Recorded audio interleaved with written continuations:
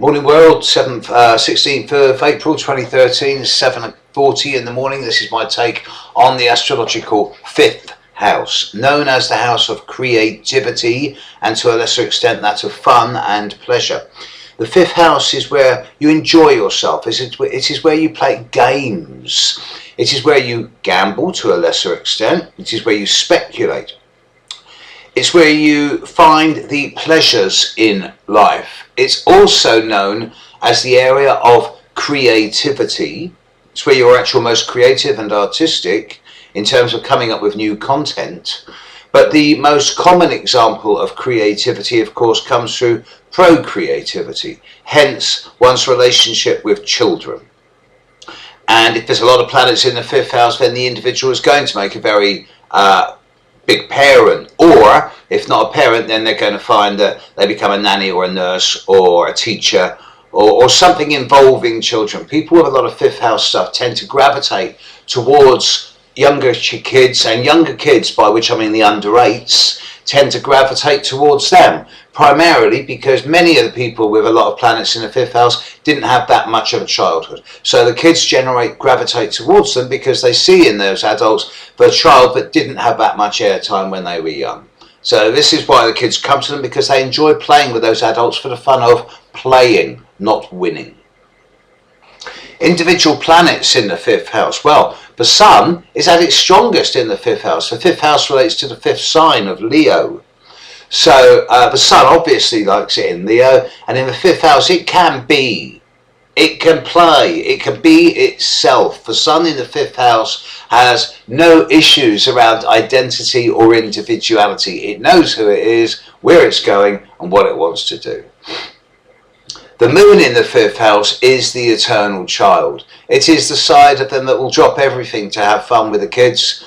And there is going to be a love of one's children, one's pride, the lion's pride. You can tread on a lion's tail, but tread on its kids and you're dead. And with the Moon in the 5th house, there's going to be that correlation. Mercury in the 5th house can be a bit speculative. And there's a catchphrase here that says, just because you think you're lucky doesn't mean you are. With Mercury in the 5th house, there can be a tendency to overreach or overestimate one's fortune or luck or capacity, and it's not the best place for risk taking. Venus in the 5th house is a little bit glam. You know, if you've got Venus in the 5th, then you're going to dress up when you go out, because if you look good, you feel good. And a great place for playing on stage, using the world as a theatre, and basically dressing up, having fun, and making the world the way you want it to be. Not quite that good at dealing with the hard work of reality, but not too bad a problem. Mars in the 5th house, great.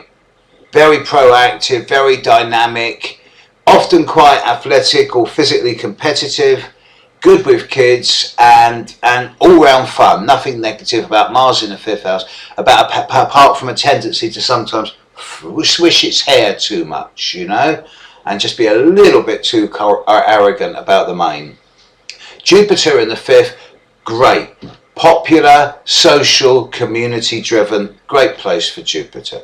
Saturn in the 5th, often they find that these people will become teachers or educators in some way of either adults and or children. They bring structure into the creative process. Chiron in the 5th is perhaps the most common house placement for adults who either choose or are unable to have children. In the event of those that do have children, it often gives a situation where the adults and the children grow up in separate households. Uranus in the 5th has an unusual attitude towards creative. They'll go against the trend. They'll do exactly the opposite of what everyone else is doing. They're the ones who, while everyone else sends their kids to state school, they'll send their kids to Montessori or Steiner schools. They encourage individuality and independence in children from an early age. Neptune in the 5th house, well, of course their children are the most beautiful in the world, and of course those warts and spots don't matter. No. Neptune in the 5th is all about the glamour and the excitement and the beauty of life and the way you create it as being. And Pluto in the 5th is in actually quite a difficult position, because it can get quite petulant when Pluto in the 5th needs to learn the difference between being childlike and childish, because childish for Pluto, not a good space. The 5th house, where you learn fun, play, creativity, children. Catch you later. Bye.